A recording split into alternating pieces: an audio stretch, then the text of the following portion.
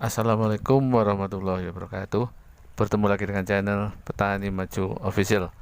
Kali ini saya berada di lahan 2,2 hektar yang rencananya akan saya tanami melon akhir bulan nanti. Ini adalah contoh bedengan yang sudah jadi. Bisa kita lihat di sini, bagus sekali. Jadi mencacah tanahnya benar-benar halus, kemudian juga terlihat sangat rapi seperti ini. Untuk pengerjaan mencacah tanah sudah hampir selesai, tinggal sedikit. Namun untuk servis, jadi ini istilahnya servis di sini kalau merapikan gelutan seperti ini, istilahnya servis. Ini sudah dapat hampir sebahu, sekitar 0,55 hektar. Ini yang sedang dikerjakan hari ini, yang masih kelihatan agak hitam.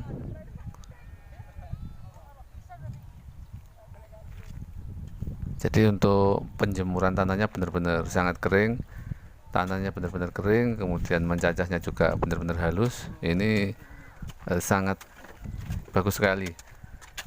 Jadi pengolahan tanah seperti ini sangat bagus sekali. Caranya seperti ini. Jadi setelah bedengan terbentuk, kemudian di samping-samping dikepras atau dirapikan, kemudian tanah yang berjatuhan di parit dinaikkan sekaligus untuk meratakan permukaan bedengan. Jadi seperti yang terlihat dalam video ini.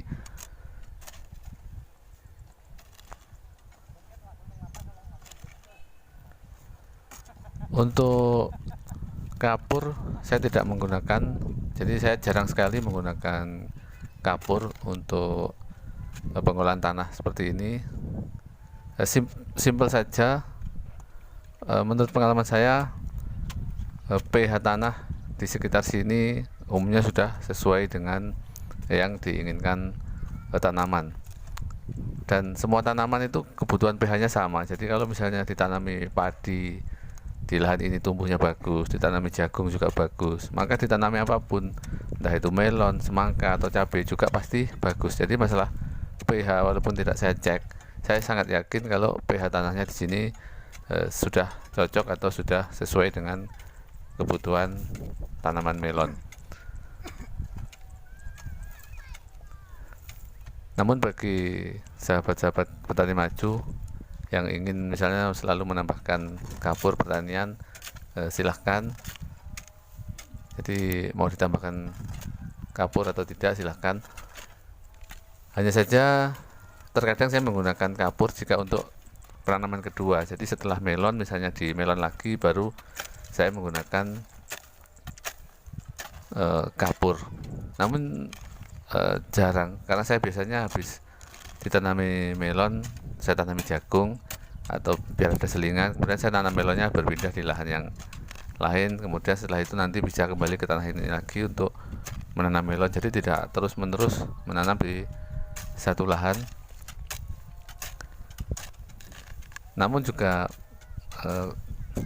ada kalanya saya menanam di satu lahan yang terus menerus di lahan yang sama.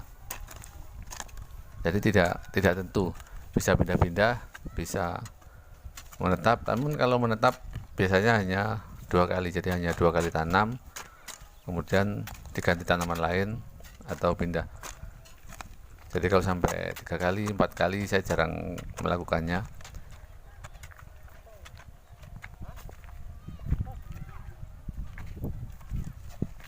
Bagi yang baru saja bergabung atau menemukan channel ini, jika video-video yang kami sajikan bermanfaat untuk Anda, silahkan subscribe, karena dengan subscribe Anda akan mendapatkan semua video dari channel ini. Anda bisa pantau terus budidaya tanaman melon ini sampai panen nanti. Saya akan berusaha membuatkan videonya setiap hari. Jadi saya akan berusaha untuk update setiap hari atau setidaknya 2 hari sekali. Adapun untuk pengerjaan pengolahan tanah ini dilakukan oleh sekitar 20 orang. Jadi ini untuk lahan seluas ini ada 3 tim mencangkul, jadi 3 kelompok. Saya bagi menjadi 3 kelompok. Dan untuk biaya pengolahan tanah seperti ini, kalau untuk melon, untuk tanam melon, umumnya di sini ini saya pakai biaya 8.000 atau 8 juta per bau. Jadi kalau hitungan bau 8 juta untuk melon, kemudian untuk semangka 4 juta. Jadi sebaunya itu 4 juta. Namun lain kelompok atau lain tim bisa lain-lain harganya, bisa beda-beda tergantung pengolahan tanahnya juga beda-beda cara yang digunakan. Dan kali ini saya menggunakan yang harga borongannya 8 juta per bau untuk melon dan 4 juta per bau untuk semangka.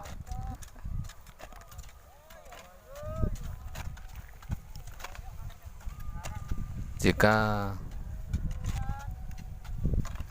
mencacah tanahnya benar-benar halus seperti ini, kemudian penjemurannya juga benar-benar kering, nantinya pada saat tanah ini dialiri air atau dilep, maka tanah akan lumer atau akan hancur dan meresap menjadi satu dengan pupuk, dan kondisi itu sangat-sangat bagus untuk pertumbuhan tanaman karena tentunya akar akan sangat mudah untuk menembus tanah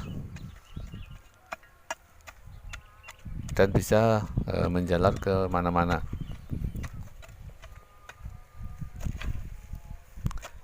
Poin pentingnya adalah yang terpenting itu menjemur tanahnya harus benar-benar kering. Kalau misalnya panasnya cukup, cuacanya panas sekali, 10 hari atau 15 hari sudah kering tanahnya. Jadi bukan berapa hari waktu yang dibutuhkan, misalnya dari pengolahan tanah sampai tanam, ukurannya bukan hari namun dari kondisi tanah. Yang paling penting adalah tanah dijemur sampai benar-benar kering, kemudian mencacahnya juga harus sampai halus, kemudian mencangkulnya pada saat mencacah juga harus dalam. Ini kalau kita ingin hasil yang terbaik ya, jadi mencangkulnya harus dalam, kemudian menjemurnya juga harus benar-benar kering.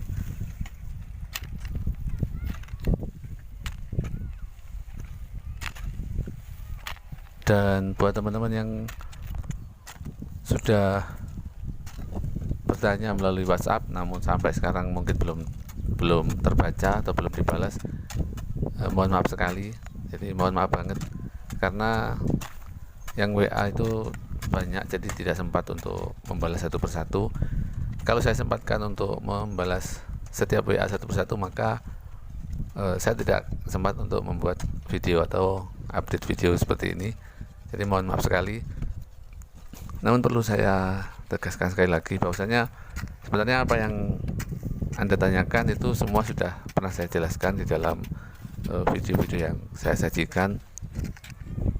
Jadi misalnya Anda melihat semua video-video di channel ini, kemudian Anda sambil membawa ballpoint dan juga kertas, dicatat poin-poin pentingnya, maka sebenarnya hanya dengan melihat video ini Anda sudah bisa, saya yakin Anda sudah bisa, dan semua pertanyaan Anda sudah terjawab. Misalnya tentang pemupukan dosisnya berapa, kemudian pengobatan pakai obat apa dosisnya berapa, itu semua sudah saya jelaskan. Termasuk juga penanganan lalat buah atau mencegah serangan lalat buah bagaimana, semua sudah pernah saya jelaskan di video-video yang sebelumnya. Jadi karena saya ini misalnya pada hari ini saya terjun ke lahan, kemudian saya langsung merekam dan saya langsung upload. Jadi untuk proses editnya saya lakukan sangat sederhana, karena kalau dieditnya itu lama. Misalnya hari ini khusus pemupukan, kemudian pakai pupuk ini, dosisnya ini, maka saya harus ribet ya, karena harus ngepaskan. Jadi apa yang dikerjakan hari ini, karena saya sempat ya ke lahan hari ini, misalnya langsung saya videokan. Nanti misalnya kondisinya seperti ini karena penanganannya begini. Selalu seperti itu karena lebih simple dan juga lebih cepat. Jadi untuk proses editing dan juga pengambilan gambar itu tidak ribet. Jadi saya lakukan sesederhana mungkin. Namun saya sangat yakin jika Anda benar-benar menyimak, maka Anda akan benar-benar paham Baiklah sahabat Pantai Maju, terima kasih atas perhatiannya. Mudah-mudahan videonya bermanfaat. Sampai jumpa di video-video selanjutnya. Wassalamualaikum warahmatullahi wabarakatuh.